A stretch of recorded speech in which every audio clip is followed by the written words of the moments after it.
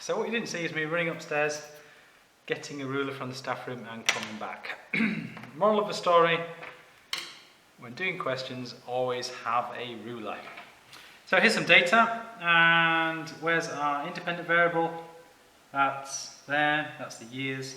Dependent variable, that depends on the experiment. So we know the years, we don't know this data for population of shrews. Individuals per acre. So an acre is 100 metres by 100 metres, so it's not a lot of shrews. Plot the data. So we're given this rather unhelpful chunk of graph paper. And the scale for the years, well, if we go up in fives, that might do it. 5, 10. Yes. So 1960. 1, 2, 3, 4. Tedious video this. 1, 2, 3, 4, 5. 1, 2, 3, 4, 5. 1, 2, 3, 4, 5. The scale's got to be linear. 3, 4, 5. 1, 2, 3, 4, 5. 1, 2, 3, 4, 5. 1, 2, 3, 4, 5. 1, 2, 3, 4, and so on. So that's our x-axis, which is going to be sample date, and 1960, 1961, 1962, 1963, 1964, 1965, 1966, England won the World Cup, yes, 1967, 1968, 1969, 1970. There we are. I was born here. Not quite on this data. Title, sample date. So I've copied that exactly from there, and then I cannot get it wrong. When you are plotting this graph, you will do this in pencil. You will do this in pencil. I'm just doing it in red so it stands out on the video. And you see my other videos with odd mistakes in that I would have been able to. Let's hope I don't make a mistake this time. So, so what's our highest number here? 7. So we can probably use the same sort of scale here. 1, 2, 3, 4.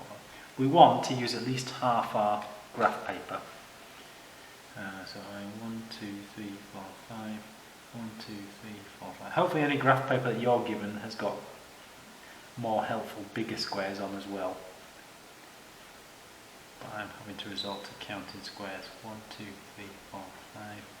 1, 2, 3, 1, 2, 3, 4, 5. 1, 2, 3, 4, 5. Which makes for a gripping video. I think you'll agree. So I'm going to have 0. Always need a figure at the origin. Always need a figure at the origin. Even if there's no data down there. 1, 2. It doesn't have to be 0. That 1960 isn't 0, is it? 3, 4, 5, 6, 7. So nice if it's on there. Title of our axis. I'm going to copy that exactly. So, population, which is individuals per acre. So I'm going to copy that exactly. Why would you change it and lose a mark? And here we go with the data. 1960 is 6. So, there we go. 61 is 7. 1, 2, 3, 4, 5. 62 is 7.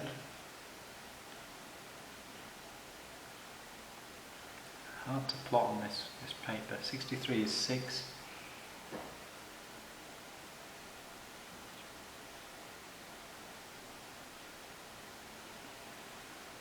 64 is 1. 65, no data. So am I going to put it as a 0? No, because it might be something else, but they just didn't collect it. They had a year off. Maybe the counter got sacked. Who knows? But we're not going to give any data there, so leave a gap. 66, 3.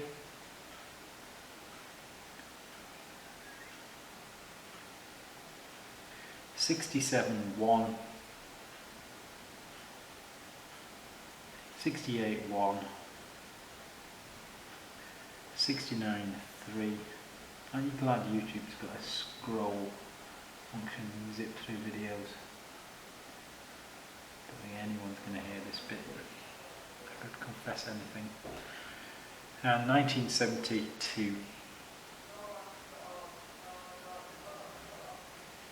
Okay, that's our data accurately plotted. All we need to do is join up biology style dot to dot. So here goes dot to dot. From the centre of a cross to the centre of the next cross, they will quite often give you a mark for your line. And there we go. Right, what do I do here? No data for 1965. So I'm just not going to draw the line for that. We can guess where it goes, maybe.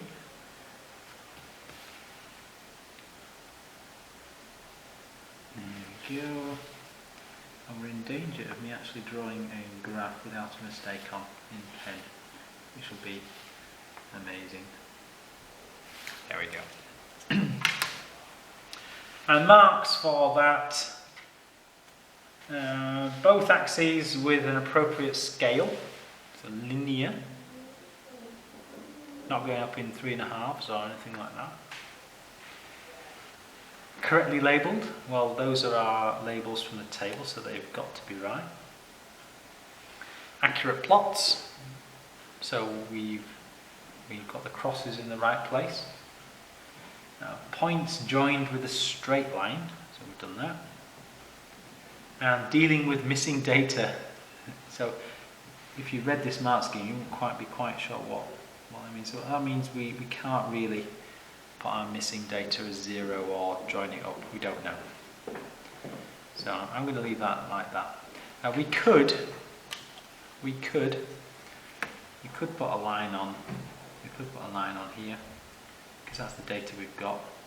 So an alternative version would be to draw a line on. I'm going to draw a line on here. Okay, like that.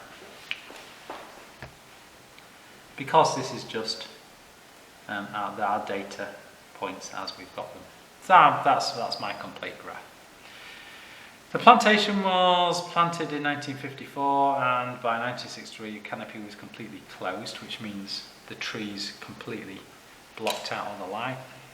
How would the following have been affected? Ground vegetation. Well, it says how.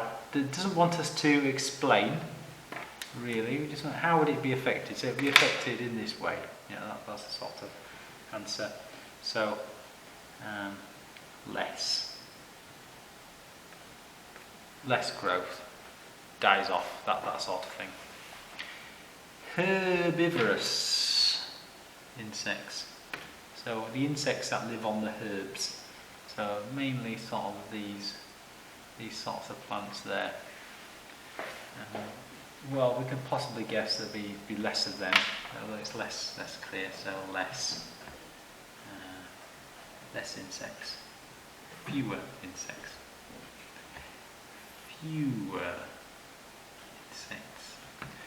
Some people would complain if I wrote less there. The correct way is fewer. And shrews, right, well, what are shrews? Shrews live on insects. So, guessing that by 1963, so we're talking about this part of the graph here, there's less insects, so fewer shrews. Fewer shrews. And you could do that by reading the graph. Where would they? They would emigrate away. Suggest another possible explanation for the large drop in the number of shrews between 1963 and 1964. Is there any other possibility? Was there a big shrew killer on the loose? Well, it might have been a cold winter and shrews die. Could have been a disease. Could have been no water. Could have been too hot. Who knows? A nasty farmer might have come along with pesticide. Who knows? But any of those are reasonable suggestions. So, e.g., cold winter kills shrews.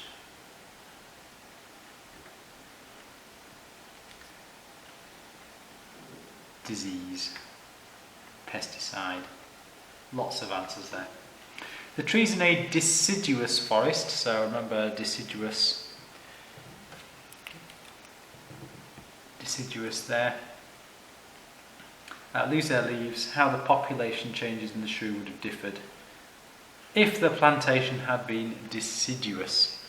So we're saying if we lose our leaves, then the light can actually get through and we might get some plants growing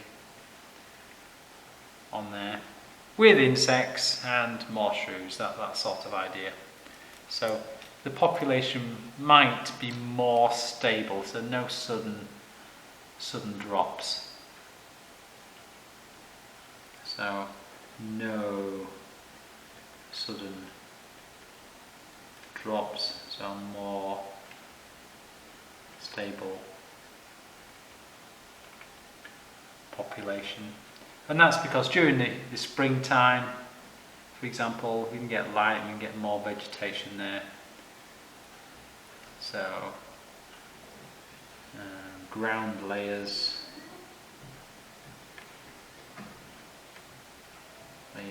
can grow in spring.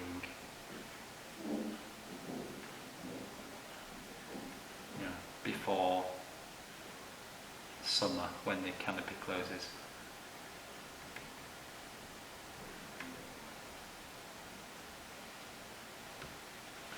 And so you'd expect more insects there. So really kind of tricky, that last bit. But you should nail the 4 marks for drawing a graph by this stage. And a definition, drawing the graph, that's going to give you 5 marks. And some kind of reasonably simple suggestions for these other 2. So at least over half marks on that question would be a minimum for you.